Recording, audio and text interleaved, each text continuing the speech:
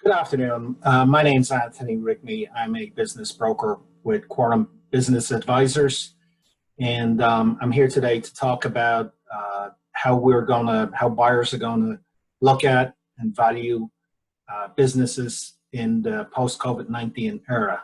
So as we get back to work, buyers are looking at analyzing businesses that are on the market for sale, and they're struggling with how to view these businesses. Obviously, this is a new era for all of us, and we want to talk today about how we might view different types of businesses in light of what has happened recently. So first of all, a little background on me. I've been helping people buy and sell businesses for over 12 years. I'm a board certified intermediary with the Business Brokers of Florida. I also hold the ABI designation with the American Business Brokers Association. I am the broker of Quorum Business Advisors, and I've also sat on the state board for the Business Brokers of Florida for over 5 years. So in preparing for the seminar today, I have talked to a lot of people in my profession. I've talked to lenders, I've talked to financial advisors, talk to a lot of people, talk to business owners, business buyers, and we have come to some sort of a consensus on how business buyers should view businesses in this era. For the purposes of looking at businesses, I'm going to break them down into essentially 3 categories. So we're going to put them in 3 different baskets, and we're going to talk about them separately. So the first business I want to talk about is the essential business. These are the businesses that did not close, continue to operate. Many of them did very well during this period and continue to do very well. Some of them even did better than usual. And I have a business that saw its sales go up by 25% during this period over last year. So you as a buyer, how are you to look on these essential businesses? Well, the consensus is that we're still going to apply the historical multiples and multipliers, but we may want to, with these businesses, we might want to be careful. So first of all, is this one of those businesses that did indeed, in fact, see the surge in business, did better during the shutdown? If that's the case, then we'll need to determine, is this going to be the case going forward? Is this business,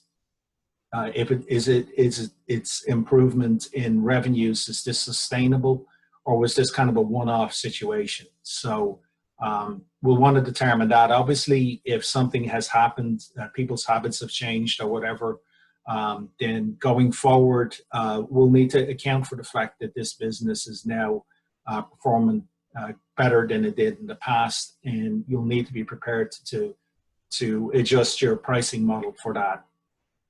Something also to consider is, even though we're going to use historic multipliers for these businesses, we may want to consider, call it a pandemic premium, if you will, the reality that we may face other pandemics, or maybe a second or third wave of COVID-19.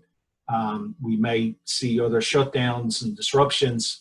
So those businesses that have clearly shown that they're essential and that they can weather the storm may well deserve a premium on top of those historical multipliers and multiples. And that's our first type of business. That's the essential business. The second business are what I call the survivors. So these are businesses that maybe did shut down or maybe operated at a reduced capacity during that period, but now they've returned and they're at or close to where they were before this happened. So as a buyer, you're going to want to determine, has this business properly reestablished itself? And if the answer is yes, then the consensus is that we should discount that emergency period. So we should take it out of the equation, almost pretend that it didn't happen, and look at numbers before and after, and we're going to apply those same multipliers to that business going forward. But just as with the essential business, we applied a pandemic premium for reduced risk. For these survivors, we may want to look at perhaps a discount for the ongoing risk. So we use the historical multiples and multipliers, and then perhaps you consider a modest discount to that value based on the ongoing risk that these businesses represent. So that's the second business. That's the survivor. The last business we'll talk about, I'm going to call them distressed, but I want to be very clear. When I say distressed businesses, today we're only dealing with businesses that pre-COVID-19 were doing well, we're healthy, and we're turning a profit. That's all we're going to deal with today. When I talk about distressed businesses in this regard, I'm talking about businesses that were doing very well pre-COVID-19, but they fell off a cliff. They haven't come back. Maybe they're still closed. These are just truly distressed businesses. They will be sellable. There will be buyers. There will certainly be bargain hunters out there snapping up these businesses. At one time they were viable. They're in good locations. They're fully equipped, ready to go, and there's an opportunity there. But perhaps either because of the ongoing health concerns, or because the buyer just doesn't have, the seller, excuse me, just doesn't have the capital to restart this business. These businesses considered distressed, and buyers buying them are primarily going to be paying for the assets of the business, so they're going to be looking. Those are the three categories of businesses, just to reiterate: the essential business, the survivor, and the distressed business. And you'll need to determine when you're looking at a business to purchase which of those categories that business falls in to. Some other things to consider if you are looking to buy a business right now, if you're planning on using an SBA loan, keep in mind that if you close your SBA loan by September the 26th of this year, the SBA will be paying a full 6 months of your payments. And that is not a deferment. That is not something you have to pay back. They're paying them for you. That is an incredible deal, but you've got to get started now, because if you want to close by September the 26th, it's going to take that long. Some other things to consider when buying a business. As you get into due diligence, obviously it's recommended that you hire a CPA attorney to help you with that process. But some of the things you want to look out for. The federal government allowed businesses to defer Social Security taxes. Take a look. You don't want to find out after you've bought the business that that's a liability you didn't know about. So find out about that. We also have PPP loans and EIDL loans, economic injury disaster loans. They're out there. You'll want to find out if they've been forgiven. You'll want to find out if they need to be paid off, or if you're planning on assuming those loans. They are SBA issued, so it's possible that they could be assumed. We don't know.